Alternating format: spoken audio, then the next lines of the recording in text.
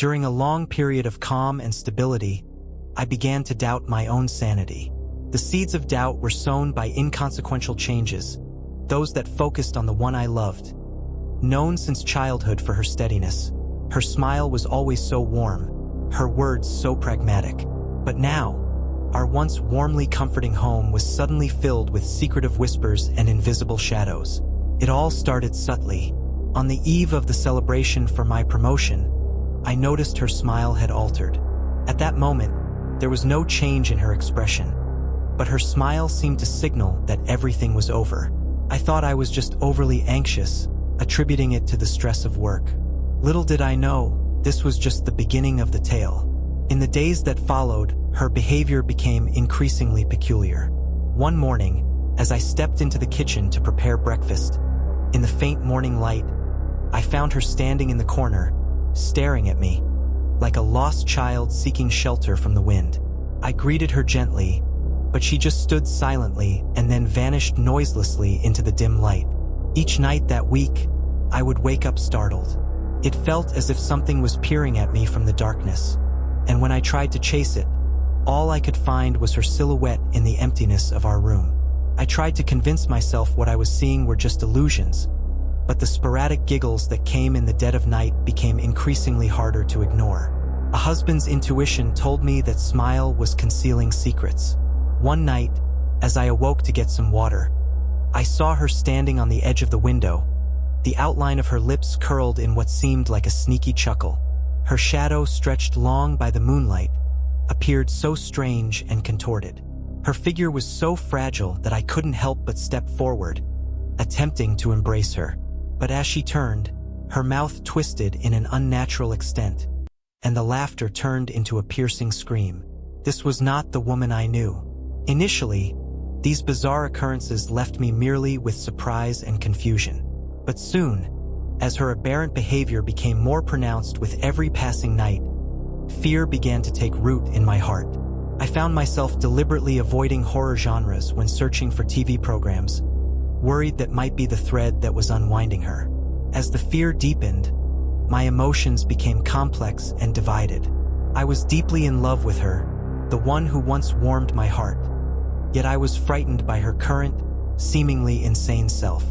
Thus, I hesitated, daunted by the turbulence of these feelings. The pinnacle of fear was reached on another silent night. I experienced a strong sense of unease, as if it was radiating from every wooden plank in our home. Waking up in the night, her smile seemed like an omen that didn't belong to this world. She moved stealthily, her eyes in the dark shimmering with unnatural light. That night, fear became reality. I found myself stranded in memories we shared, and there she stood, her face wearing a twisted smile, her hands holding fragments of our previously joyful moments. Through every terrifying night, I began to understand the story behind her eyes. Confronting the unknown fears, one can learn how formidable the human spirit can be, a revelation I was only just beginning to understand. During this period, I began to take note of the subtle signs, in an attempt to unearth answers. Books misplaced on the shelf, echoes left hanging after a lapse in conversation, and every minute of her absence became a source of mounting psychological pressure for me. Nighttimes were always the worst. I could feel her presence, right at the very instant I turned around. Sometimes, it seemed as if her gaze penetrated through the photographs on the wall, aiming right into the core of my dread. I endeavored to communicate with her, desperate to shatter this new state of normalcy. Her responses were always elusive, laced with a somberness and alienation I had never witnessed before. "The night has a life of its own," she once mentioned, her voice as coarse as the sound of fallen leaves rustling in the autumn wind. Soon, I felt dread at the prospect of staying in my own home, the fear of sleep, the apprehension of what awaited me upon waking. In the silence, every natural sound morphed into a potential menace. Every shadow prompted the question, who is moving quietly? Is it the wind, or is it her, my beloved? One dusk, within the span of that month, I stumbled upon an old photograph.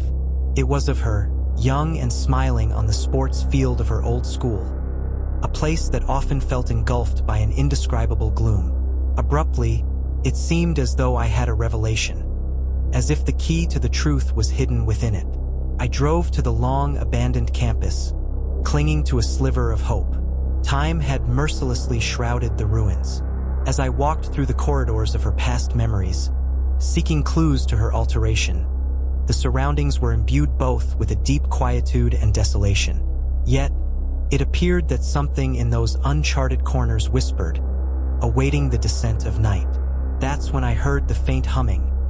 It had not been carried away by the wind, but reverberated against the fading walls, echoing through the vacant classrooms. Following the sound, I found her, tucked away in a forgotten corner of the library, amidst the dust of ancient books and the remnants of light, her gaze fixed on a blank page that no longer contained words. I drew closer and knelt before her, attempting to locate the me in her eyes. Her glance was detached, though, as if traversing through time from another realm. The corners of her lips were slightly upturned, but it bore none of the warmth from before, only a chilling presence seeping from the cracks. "What have you found?" I inquired, my voice shaking. She offered no reply, but placed a finger to her lips, signaling me to keep a secret unknown. I realized that abiding by this silent instruction meant forfeiting the chance to continue searching for the truth, yet I was unable to resist. Following her lead, I began to distance myself from the light, from the familiar, from all tangible forms of security. She guided me through this wasteland into the depths of darkness, into the heart of where her transformation had initiated.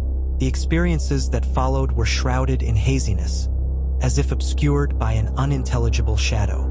Upon awakening, I found myself lying on our home sofa with the familiar ceiling overhead, yet burdened by unsolved mysteries.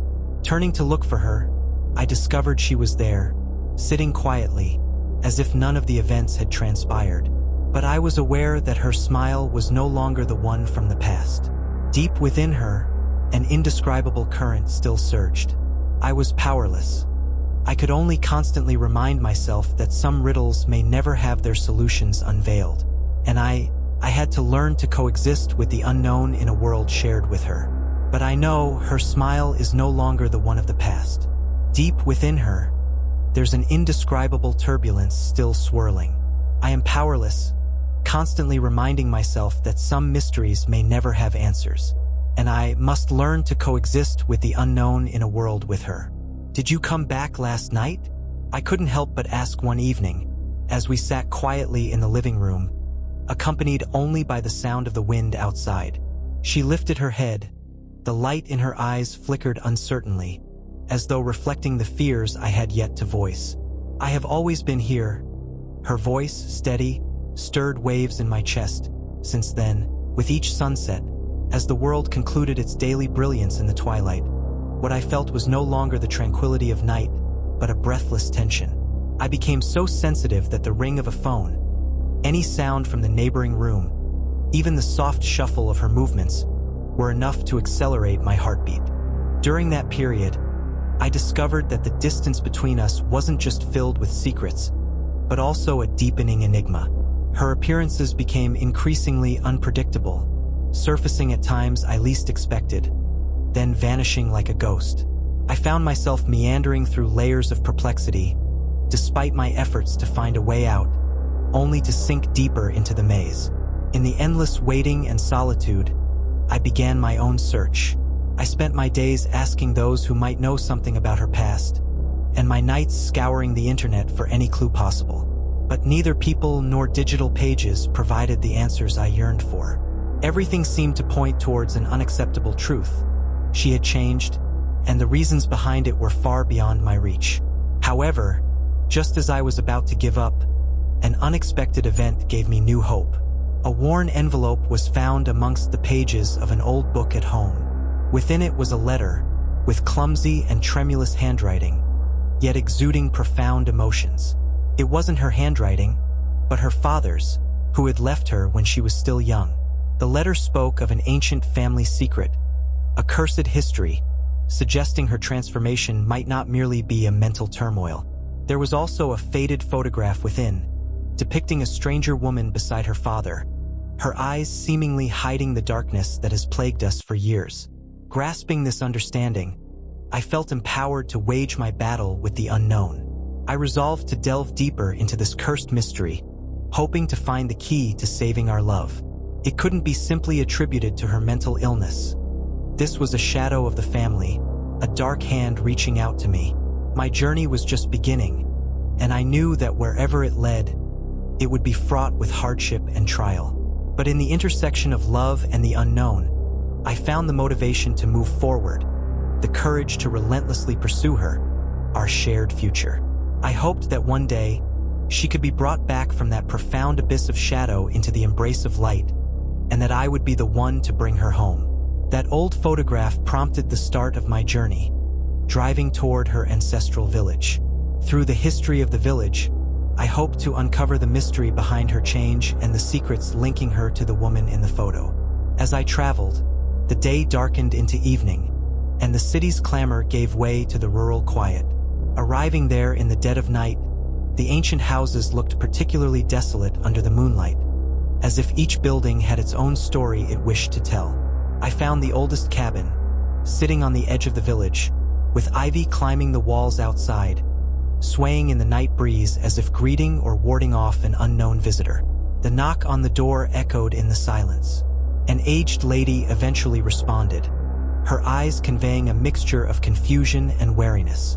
As the door opened, it seemed as though the dusty past was released along with it. I showed her the photo, which changed her look of surprise to contemplation.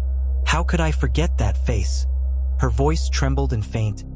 It's the source of sorrow for our village, a cursed and forgotten tale. She invited me inside, where the cabin smelled of sandalwood and historic lore. Sitting beside an age-worn wooden table, she began to recount the story behind the photograph. It was intimately tied to ancient familial entanglements and lost loves, conveying a taboo history, a curse of losing oneself. This curse passed down through generations, lurking in family bloodlines, waiting to be triggered by time. She inherited the curse, the old woman sighed.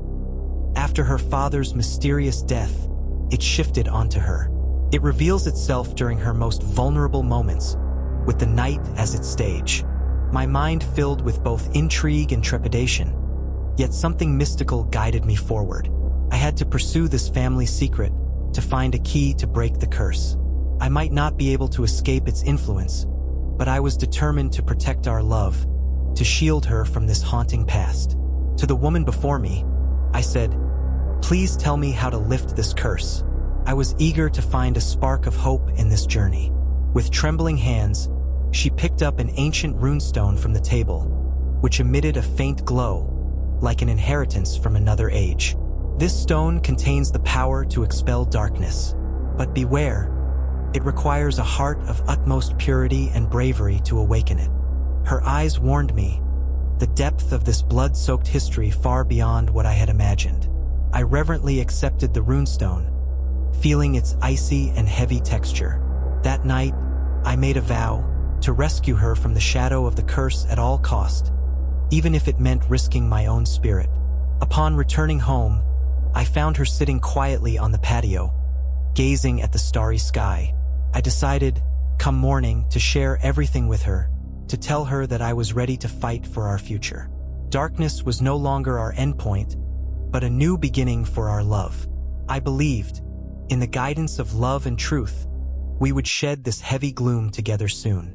For the moment, I held the runestone, feeling its mild warmth and the promise of a luminous future. In my heart, the lighthouse had been lit, guiding the way home. Though dark waves lay ahead, as long as we were together, one day we would return to that calm and radiant harbor. As the night held its silent vigil, I approached her with the runestone in hand on the balcony. Leaning on the night breeze, I watched her silhouette cast shadows against the canvas of stars. The stars, distant and constant, seemed to watch over us with the patience of the cosmos, a patience I hoped to embody. "Everything has its moment," she murmured without turning, as if her thoughts were in conversation with the stars. "Even the dark will pass." I came closer, the weight of the ancient stone steadying my steps. My voice, though firm from a quickening heartbeat, declared, "I've found something. It may be the way for us to emerge from this endless night." Finally, she turned to face me, her eyes reflecting the vast universe she often conversed with. In those eyes, I sought the woman I knew, the laughter that once brightened our days, now hidden behind an untold sorrow. "I don't want you drowned in this as well," she stated with plea and resolve. Her steady gaze carried the solitude of a soul that had journeyed through the endless shadows, an isolation ingrained deeply. Her resilience may distance us, yet I couldn't help but admire her. "If it means bringing you back into the light, I am willing to go into the deepest dark," I resonated through my core. She looked at me, her features softening, perhaps recognizing my resolved conviction. I extended my hand, the light from the stone faint yet firm as a beacon. "This could be the key," I continued, "spanning generations, bearing the power to dispel the shadows that have long lingered in your life." She reached out, hesitating, pausing just before touching the stone. "What will it cost us?" she asked, her voice lighter than the rustling leaves in the night breeze, her question carrying centuries' weight, the echo of choices that brought us here. "The only price is the journey we must embark on," I said, "to delve into the heart of this curse, to face it together and emerge stronger." As her fingers lightly touched the stone, the light flared, bright and pure. A kind of light I had only seen in her in the days we first met, now manifested again in the physical world. The stone came alive with its own heartbeat, synced with ours. We understood that the path ahead was ours to forge, a route woven from love and indomitable hope, born in the embrace of night. The stone's glow seemed to affirm our choices, illuminating a bright road ahead. In that moment, I saw not just the woman I loved, but a warrior born of stardust and twilight, ready to reclaim her place in the world from the clutches of the curse that sought to bind her. Together, we took our first step toward dawn, encircled by the ancient mist of the curse, ready to confront the impending light of truth. As the first light of day appeared in the sky, I knew our love was not just a faint glow in the void, but a beacon capable of igniting the dawn, even after the longest night. Because it was love, our love, with the power to transcend curses and time, restoring the lost light. We were united, and in this unity lay our victory and the promise of new days to come.